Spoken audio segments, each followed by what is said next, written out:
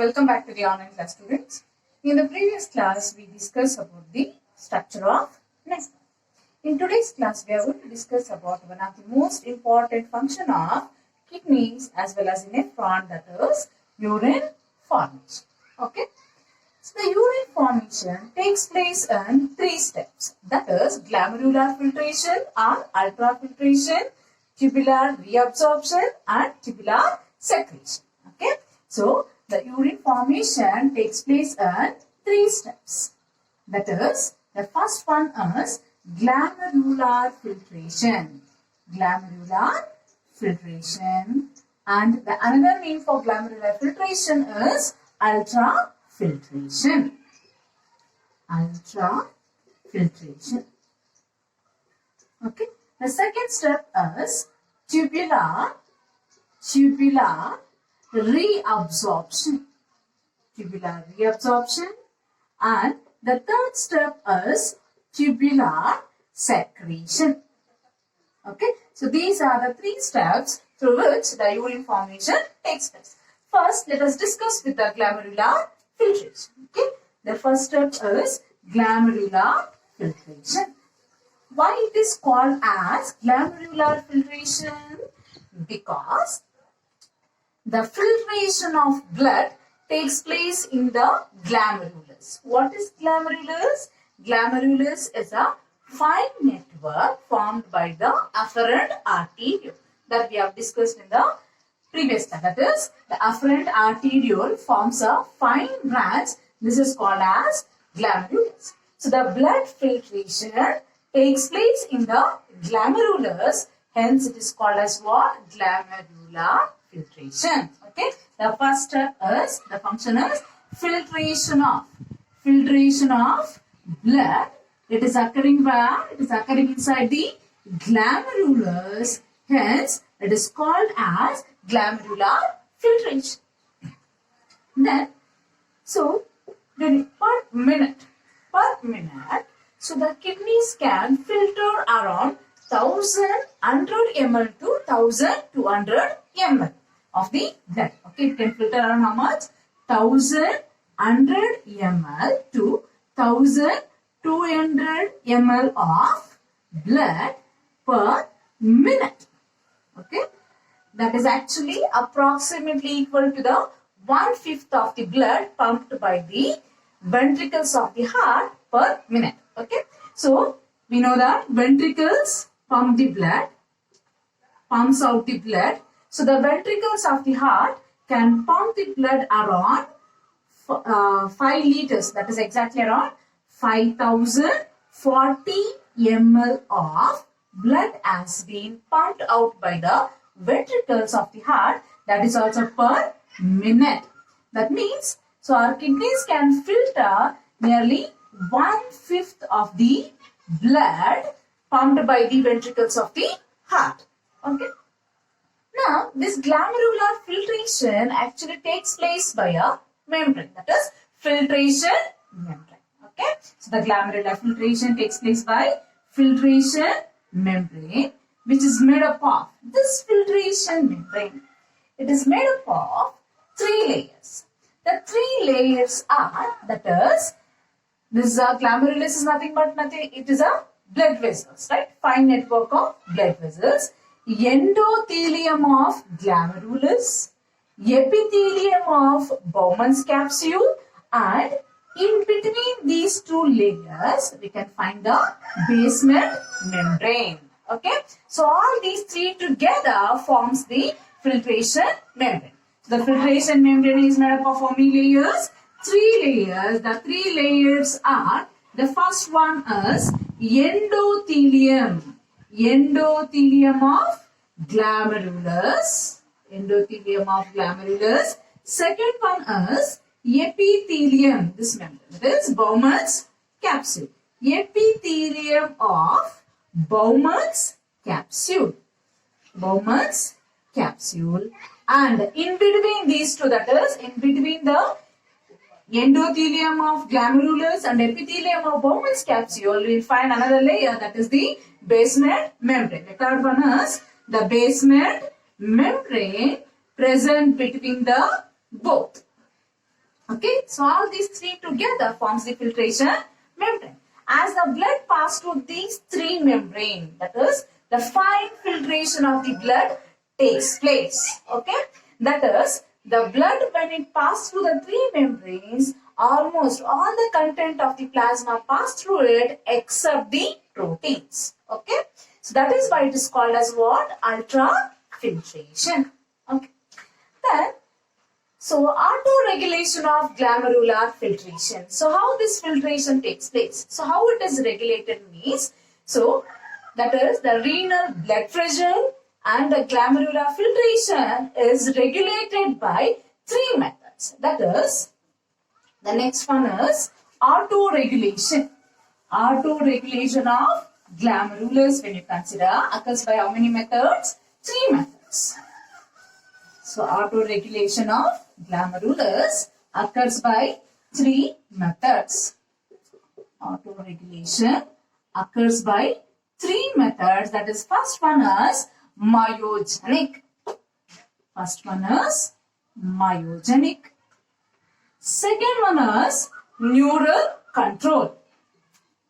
Neural control. And the third one is juxtaglomerular apparatus. Okay, the third one is juxtaglomerular apparatus. Juxtaglomerular apparatus. In short form, we can write it as GJGA.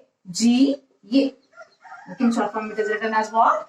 JG and A. So, myogenic regulation means muscular activity, and even it is controlled by the nerves. The third one is juxtaglomerular apparatus. What is this juxtaglomerular apparatus?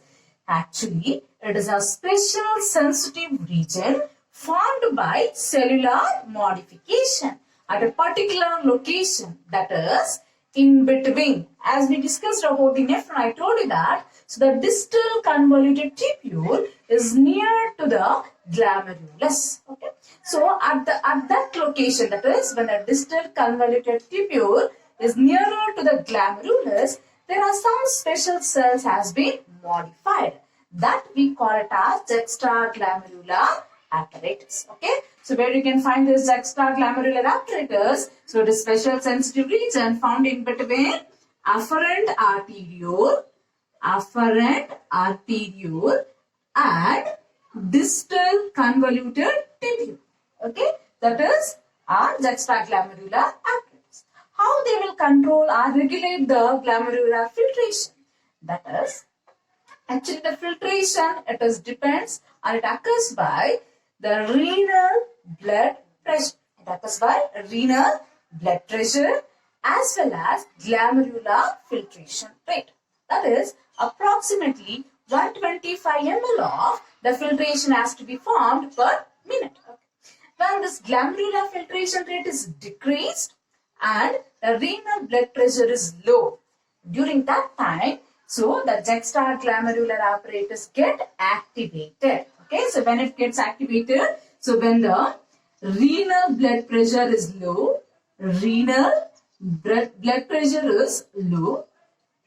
and when the glomerular filtration rate is decreased, during that time, so it gets activated. So, and after getting activated, it produces a chemical called as renin. Okay, so our juxtaglomerular apparatus produces a chemical called as what? Renin. So this renin in turn converts angiotensinogen into angiotensin. Okay, the function of renin is to convert angiotensinogen into a protein called as angiotensin. What is the function of angiotensin? Actually, the angiotensin is a hormone. So what it does is, it can contract or it can constrict the efferent artery. Okay, so this angiotensin constrict the efferent arteriole so that the blood pressure can be increased and the glomerular filtration rate becomes normal. Okay, So this is regarding glomerular filtration. And one more thing. So as we discussed about Bowman's capsule, so here there is a special type of cells called as podocytes. Okay, in the inner layer you can find a special cells called as what? Podocytes.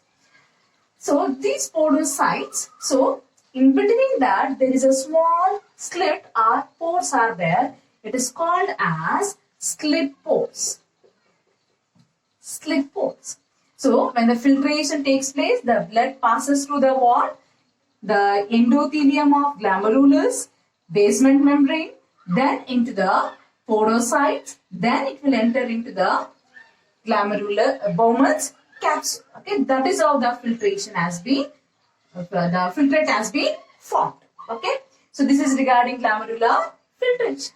So let us discuss with the second step, that is tubular reabsorption. The second step is tubular reabsorption. Among the three steps, we are going to discuss with the second step, that is tubular reabsorption. Tubular reabsorption.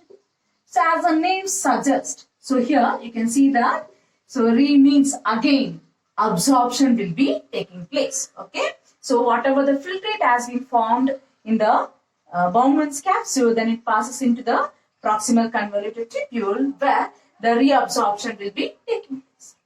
So as I told that, glomerular filtration rate. So the glomerular filtration rate approximately per minute 125 ml of urine has been formed by the kidneys. That is per minute. Then in a day, so that is actually 180 liter of urine has been formed. In a day, how much of urine has been formed? 180 liters of urine has been formed per day. But a healthy individual releases only around 1.5 liters of the urine. How much? 1.5 liters of the urine per day. Right? So that means you can see that, so 99% of the filtrate what has been formed has been reabsorbed by the nephron or by the kidneys. So hence the name tubular reabsorption. Okay. So this tubular reabsorption, so it can take place in the any part of the renal tubule.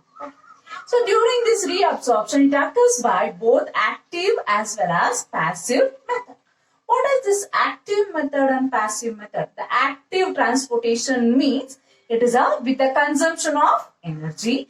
Passive transportation means without the consumption of energy. We call it as passive transport. So there are some of the elements which has been transported by active method. So through the active transportation method, so glucose, amino acids has been reabsorbed by the kidneys. Okay, so which has been reabsorbed is, so you can see that so the glucose will be reabsorbed and the amino acids also will be reabsorbed by the kidneys through the active transportation method. Then through the passive transportation, some of the nitrogenous waste and the water has been absorbed by passive transportation method. Okay, that is the nitrogenous waste and water has been reabsorbed by passive transportation method. So that is regarding renal, tubular reabsorption. Then the third one is tubular secretion. The third step under urine formation is tubular secretion. Okay.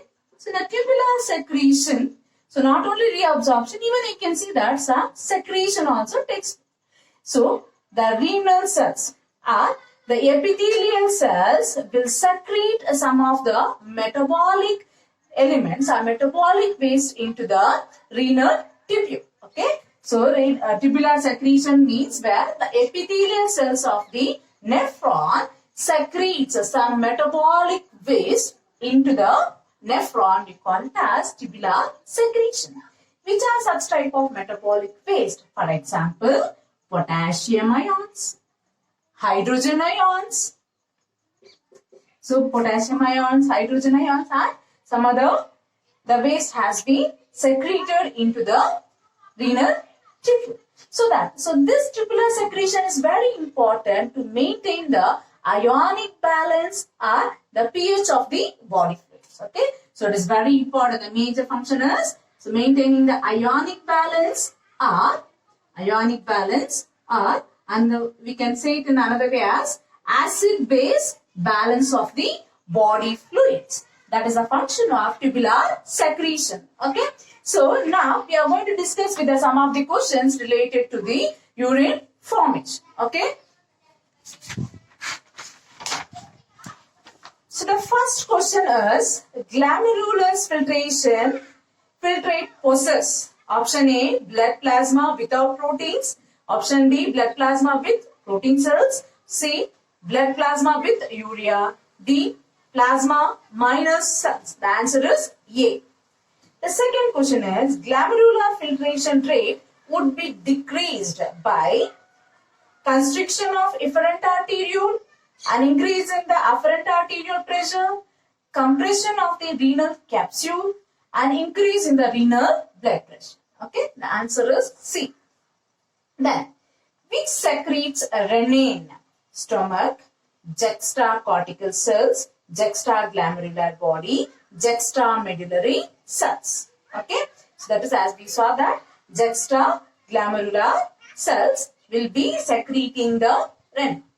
Then, next question, podocytes are present in, where you can find the podocytes, they are found in the Bowman's capsule. So, the options are afferent arteriole, peritubular network, efferent arteriole, Bowman's cup. The answer is D. Next, which regulates reabsorption of salts from glomerular filtrate? That is oxytocin, vasopressin, glucocorticoids and mineralocorticoids. The answer is D. The next is angiotensinogen as a protein produced by and are secreted by juxtaglomerular cells, macular dense cells, endothelial cells, liver cell. The answer is juxtaglomerular cells.